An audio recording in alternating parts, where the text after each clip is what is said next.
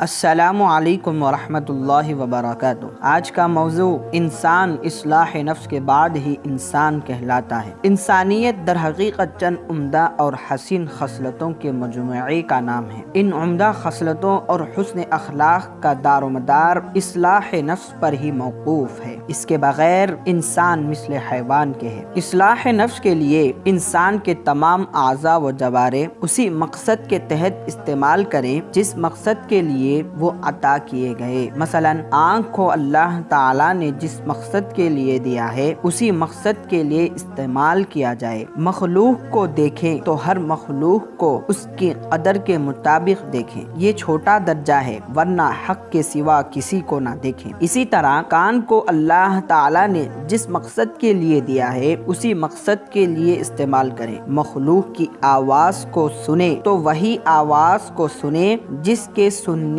کی اجازت دی گئی ہے، یہ چھوٹا درجہ ہے، ورنہ کلام حق کو سنیں یا پھر ہر صوت میں حق کے کلام کا ادراک رکھیں۔ القصہ مختصر، شے کو اس کے مقصد کے خلاف استعمال کرنے والے کو حق تعالیٰ انسانیت کی فہرست خارج کر کے حیوانوں سے بھی بدتر قرار دیتے ہیں۔ چنانچہ ارشاد باری ہے، لہم قلوب لا یفقہون بہا ولہم اعین لا یبصرون بہا ولہم آذان لا یسمعون بہا اولئک کالانعام بل ہم اضل اولئک ہم الغافلون۔ ان لوگوں کے دل تو ہے مگر وہ ان کے ذریعے مقصد قلب کے مطابق گہرائی سے نہیں سوچتے۔ ان کے آنکھ ہیں مگر وہ ان کے ذریعے آنکھ کے مقصد کے مطابق بصیرت سے نہیں دیکھتے۔ ان کے کان ہیں مگر وہ ان کے ذریعے کان کے مقصد کے مطابق نہیں سنتے، اسی لیے وہ لوگ حیوان کے مثل ہیں بلکہ